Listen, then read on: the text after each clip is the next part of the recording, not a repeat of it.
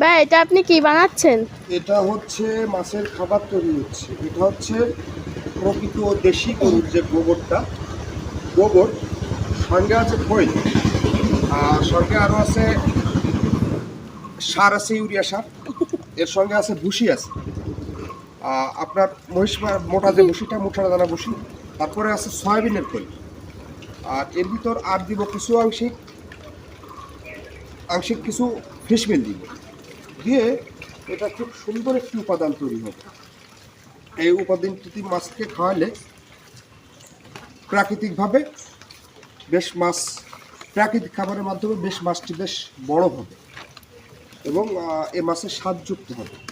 গোবর জিনিসটা আসলে মনে হচ্ছে খারাপ, কিন্তু এটা হচ্ছে মাছের খাদ্য। আসলে অন্য খাবার কিভাবে তৈরি করে আমি জানি না, কিন্তু আমাকে একজন পরামর্শ দিলে এই খাবারটা আমি ইতিপূর্বে কখনো খাওয়াইনি, ইতিপূর্বে অ্যাপ্লাই করি না, এই সর্বপ্রথম আমি প্রস্তুত করতেছি। এখন প্রস্তুত করে মাছকে আজকে প্রথমে দিয়ে দেখবো খায় না, আমি এটা সম্বন্ধে আমার ধারণা ছিল না, নতুন অভিজ্ঞতায় উপনীত হতে যাচ্ছি। আপনারা সবাই দোয়া করেন। আশা করি আমার এই যে যে খাবারটি প্রসেস করতেছি, এই খাবারটি যেন মানে ভালো হয় এবং ভালো প্রফিট অর্জন করা যায়। আর এমনি তো আমাদের বেহাল দশা, বিন ডাকাতের অবস্থা খুব খারাপ, তারপরে চেষ্টা, হাল তো ছেড়ে দেওয়া যাবে না, কারণ ইনভেস্ট অনেক, সেটি চেষ্টা এবং হাল দুটো ধরে রাখার চেষ্টা করছি। সবাই ভালো থাকেন, সুস্থ থাকেন।